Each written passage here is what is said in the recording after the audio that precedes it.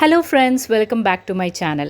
இன்னைக்கு வீடியோவில் Friday evening routine தான் பார்க்க போகிறோம். நான் எல்லா வீக்குமே வந்து ஃப்ரைடே ஈவினிங்னா கண்டிப்பாக இன்றைக்கி என்ன நான் காட்டுறனோ அது எல்லாமே தான் பண்ணுவேன். அது எனக்கு மண்டே வந்து ரொம்ப ஹெல்ப்ஃபுல்லாக இருக்கும்.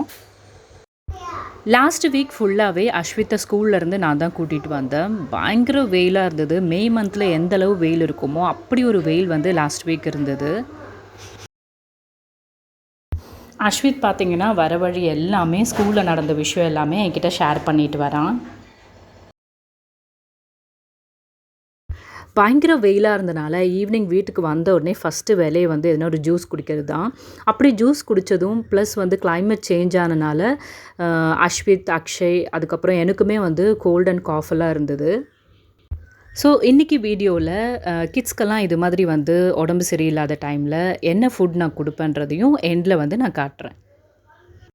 ஈவினிங் ஸ்கூல்லேருந்து வீட்டுக்கு வந்ததுக்கப்புறம் கிட்ஸ் 2 பேரையுமே வந்து கொஞ்ச நேரம் வெளியில் விளையாட விட்டோம். இன்றைக்கி வந்து அச்சுக்கு வந்து சைக்கிள் ஓட்டுறதுக்கு வந்து சொல்லி கொடுத்துட்ருக்காங்க. அவன் சின்ன வயசுலேருந்தே குட்டி சைக்கிள் ஓட்டி பழகினால இது அவனுக்கு ஓட்டுறதுக்கு வந்து கொஞ்சம் கஷ்டமாக இருந்தது. அக்ஷய்க்கு இப்போ கரெக்டாக பார்த்தீங்கன்னா 8 இயர்ஸ் ஆகுது. எனக்கு இப்போவுமே வந்து அக்ஷய் வந்து வாக்கரில் நடந்தது, அதுக்கப்புறம் வந்து ட்ரை சைக்கிள் ஓட்டினது, அதுக்கு அடுத்த ஸ்டேஜாக வந்து குட்டியாக ஒரு சைக்கிள் இருந்தது ப்ளூ கலர், அந்த சைக்கிள் வந்து ஓட்டிகிட்டு இருந்தான். அதெல்லாம் இப்போவுமே எனக்கு வந்து நல்லா ஞாபகம் இருக்குது. எல்லா பேரண்ட்ஸுக்குமே தன்னோட கிட்ஸ் வந்து ஃபஸ்ட் டைமாக சைக்கிள் ஓட்டுறதை பார்க்குறது ரொம்பவும் சந்தோஷமாக இருக்கும்ல. அதே மாதிரி தான் எனக்குமே ரொம்ப ஹாப்பியாக இருந்தது. பின்னாடியே போயிட்டே இருந்தேன். அது மட்டும் இல்லாமல் அக்ஷயும் பார்த்திங்கன்னா சைக்கிள் ஓட்டும்போது நான் அவனை பார்க்குறேன்னா அப்படின்றத வந்து பார்த்துட்டே இருந்தான். இன்றைக்கி நான் வீடியோ எடுக்கிறனால அவன் வந்து சரியாக வந்து பார்க்கல. நார்மலாக இது மாதிரி சைக்கிள் ஓட்டும்போது கண்டிப்பாக வந்து நான் அவனை நோட் பண்ணுறேன்னா அப்படின்றத சைக்கிள் ஓட்டிகிட்டே பார்த்துட்டே தான் இருப்பான். சைக்கிள்லாம் ஓட்டி முடிச்சுட்டு மேலே போயிட்டு ஃபஸ்ட்டு வேலையாக வந்து இருக்கிற பாத்திரம் எல்லாமே வந்து வாஷ் பண்ணி வச்சுட்டேன்.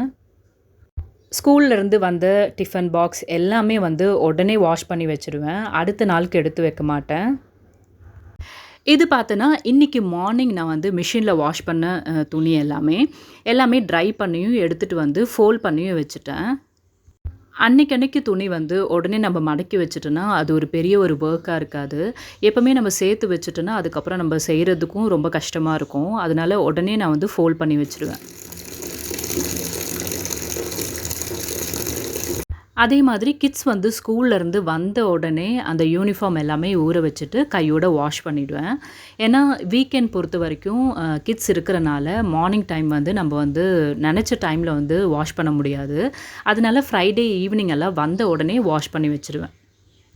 ஃப்ரைடேவே யூனிஃபார்ம் எல்லாமே வாஷ் பண்ணி வச்சுட்டேன்னா வீக்கெண்டில் வந்து நம்ம வெளியில் போகிற மாதிரி இருந்தாலும் இல்லை கெஸ்ட் யாருனா வீட்டுக்கு வந்தாலுமே வந்து யூனிஃபார்ம் வாஷ் பண்ணலன்ற கவலை இருக்காது. மெயினான ஒர்க் எல்லாமே முடிஞ்சிடுச்சு. இப்போ வந்து நானும் ஹஸ்பண்டும் வந்து டீ குடிக்க போகிறோம். கிட்ஸ்க்குமே வந்து இன்றைக்கி டீ தான் வச்சுருக்கேன். ஏன்னா 2 பேருக்குமே வந்து கோல்டாக இருக்கிறனால ஹர்ப்ஸ் எல்லாமே மிக்ஸ் பண்ண டீ தான் இன்றைக்கி அவங்களுக்கு கொடுக்க போகிறேன். நல்லா டீ என்ஜாய் பண்ணி குடித்ததுக்கப்புறம் நைட்டுக்கான டின்னர் வந்து சமைக்கணும். அது டீ குடித்ததுக்கப்புறம் நான் உங்கள் கூட ஷேர் பண்ணுறேன். நான் ஆல்ரெடி சொன்ன மாதிரி எங்கள் எல்லாருக்குமே வந்து கொஞ்சம் கோல்டாக இருக்கிறனால நான் வந்து இன்றைக்கி ஜீரக தண்ணி தான் வச்சுருக்கேன். எப்போவுமே கிட்ஸ்க்கு வந்து கோல்டு இருக்கும்போது இல்லைனா ஃபீவர் இருக்கும்போது இது மாதிரி ஜீரக தண்ணி தான் நான் கொடுப்பேன். அடுத்ததாக வீக்கெண்டில் முக்கியமாக பண்ணுற விஷயம் என்னென்னு பார்த்தீங்கன்னா இஞ்சி பூண்டு பேஸ்ட்டு ரெடி பண்ணி வச்சுருவேன். அதுக்காக இஞ்சி பூண்டெல்லாம் க்ளீன் பண்ணி வச்சுருக்கேன். இதை வந்து அரைச்சிட்டு ஃப்ரிட்ஜில் வந்து ஸ்டோர் பண்ணி வச்சுக்கிட்டோன்னா வீக் டேஸில் எப்போ நம்மளுக்கு தேவைப்பட்டாலும் எடுத்து யூஸ் பண்ணிக்கலாம். அதனால் இஞ்சி பூண்டு பேஸ்ட்டும் வந்து இப்போ நான் ரெடி பண்ணி வச்சுட்டேன். இன்றைக்கி டின்னருக்கு ரசமும் பெப்பர் சிக்கன் தான் செய்ய போகிறேன். அதோட ரெசிப்பியும் நான் உங்கள் கூட ஷேர் பண்ணிக்கிறேன். ஃபஸ்ட்டு வந்து ரசம் செய்துடலாம். ரசம் செய்கிறதுக்கு ஜாரில் 1 ஸ்பூன் ஜீரகம், 1 ஸ்பூன் பெப்பர், கொஞ்சமாக பூண்டு, 2 மீடியம் சைஸ் தக்காளி எடுத்துக்கிட்டு கூடவே கொஞ்சமாக உப்பு போட்டுட்டு அரைகுறையாக அரைக்கணும். ரொம்ப ஃபைனாக அரைக்கக்கூடாது. இப்போ நம்ம அரைச்ச பேஸ்ட்டை வேறு ஒரு வெசலில் வந்து ட்ரான்ஸ்ஃபர் பண்ணிக்கிட்டு கூடவே 1/4 ஸ்பூன் மஞ்சள் தூள், கொஞ்சமாக பெருங்காயத்தூள் வந்து ஆட் பண்ணிக்கணும். அதுக்கப்புறம் ரசத்துக்கு மெயினான பொருள் அப்படின்னு பார்த்திங்கன்னா கொத்தமல்லி தான். அதையும் நான் இப்போ சேர்த்துக்கிட்டேன். ஃபைனலாக வந்து புளி கரைசல் ஆட் பண்ணிக்கலாம். புளி வந்து கொஞ்சம் கூடவே எடுத்துக்கிட்டேன். அதாவது ஒரு லெமன் சைஸை விட கொஞ்சம் எக்ஸ்ட்ரா எடுத்துகிட்டு ஊற வச்சுருந்தேன். புளி கரைசல் ஆட் பண்ணதுக்கப்புறம் நம்மளுக்கு எந்த அளவு தண்ணி வேணுமோ அந்தளவு தண்ணியை வந்து நம்ம சேர்த்துக்கலாம். ரசம் தாளிக்கிறதுக்கு கடாய் ஹீட் பண்ணிவிட்டு எண்ணெய் ஆட் பண்ணி அது கூடவே கடுகு, ஜீரகம், காஞ்ச மிளகாய், கருவேப்பிலை போட்டு தாளித்து எடுத்துக்கணும். தாளித்ததை அப்படியே வந்து ரசம் கூட ஆட் பண்ணிவிட்டு அதுக்கப்புறம் நம்ம டேரெக்டாக ஸ்டவ்வில் வச்சுட்டு கொதிக்கிற வரைக்கும் வெயிட் பண்ண வேண்டியது தான். ரசம் கொதிக்கிறதுக்குள்ளே சைடில் கொஞ்சம் பாத்திரம் இருந்தது, அதையும் நான் கையோட வாஷ் பண்ணி வச்சுட்டேன்.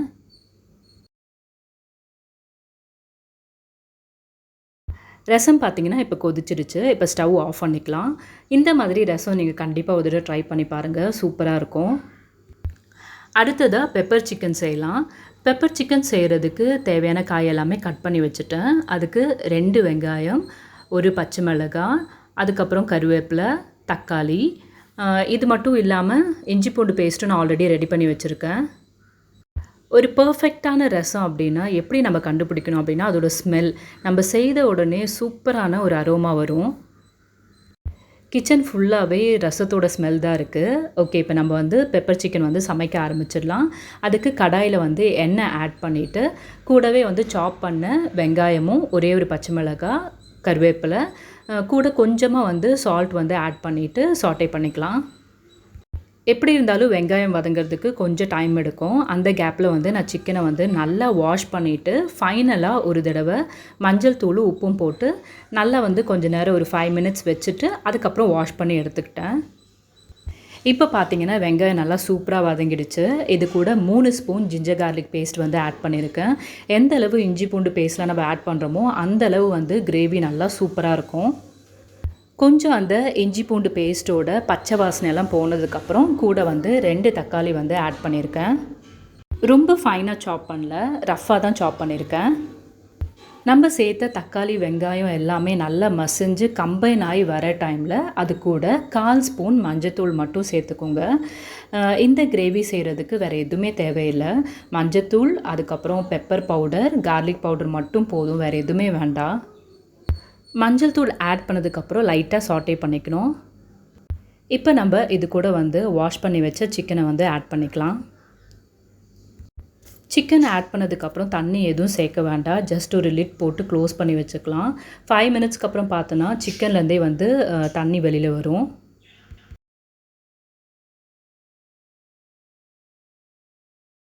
நான் ஆல்ரெடி சொன்ன மாதிரியே 5 மினிட்ஸ்க்கு அப்புறம் பார்த்தீங்கன்னா சிக்கன்லேருந்தே கொஞ்சம் தண்ணி எல்லாம் வெளியில் வர ஆரம்பிச்சிருக்கு. இந்த ஸ்டேஜில் நம்ம சிக்கன் கூட 1.5 ஸ்பூன் பெப்பர் பவுடரும் 1.5 ஸ்பூன் ஜீரா பவுடரும் ஆட் பண்ணிக்கலாம்.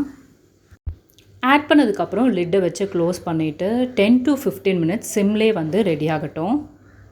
ஃபைனலாக இந்த கிரேவிக்கு தேவையான தண்ணி வந்து நம்ம ஆட் பண்ணிக்கலாம். நான் 1 கிளாஸ் தண்ணி வந்து ஆட் பண்ணியிருக்கேன். தண்ணி ஆட் பண்ணதுக்கப்புறம் மறுபடியும் ஒரு 15 மினிட்ஸ் நம்ம சிம்மில் வச்சுட்டோன்னா சூப்பரான பெப்பர் சிக்கன் ரெடி ஆகிடுச்சு. என்னோடய கிட்ஸ்க்கு வந்து கோல்டு இருக்கும்போதோ இல்லை ஃபீவர் இருக்கும்போதோ இந்த மாதிரி டின்னர் தான் நான் ரெடி பண்ணுவேன். ஏன்னா இது மாதிரி சாப்பிடும்போது கண்டிப்பாக வந்து கோல்டு வந்து கம்மியாகும். நான் இந்த வீடியோ வந்து சாட்டர்டே டப் பண்ணிகிட்ருக்கேன். நேற்று இது மாதிரி ஃபுட் கொடுத்தனால கிட்ஸ் 2 பேருமே நல்லா தூங்குனாங்க. இல்லை நைட் டைம் எல்லாம் இரும்பிகிட்டே இருப்பாங்க. நேற்று அந்த ப்ராப்ளமே இல்லை. நான் என்னோடய 2 கிட்ஸ்க்குமே வந்து ஃபீவர், கோல்டெல்லாம் வரும்போது இந்த மாதிரி ஃபுட் தான் ஃபஸ்ட்டு கொடுத்து ட்ரை பண்ணுவேன். அப்படியும் செட் ஆகலை அப்படின்னா தான் ஹாஸ்பிட்டல் கூட்டிகிட்டு போவேன். மோஸ்ட்லி இந்த மாதிரி ஃபுட்டெல்லாம் கொடுத்தாலே கோல்டெல்லாம் வந்து கம்மியாயிடும். நேற்று விட பார்த்தீங்கன்னா இன்றைக்கி மார்னிங் வந்து 2 பேருமே பெட்டராக இருக்காங்க. கொஞ்சம் ஹாப்பியாக ஜாலியாக வந்து டான்ஸ் ஆடிட்டு இருக்காங்க.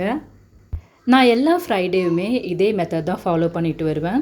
ஃப்ரைடே முடிஞ்ச அளவு எல்லா ஒர்க்கும் நம்ம முடிச்சு வச்சுட்டோன்னா சாட்டர்டே, சண்டே வந்து கிட்ஸ் கூடயும் ஹஸ்பண்ட் கூடயும் என்ஜாய் பண்ணலாம்.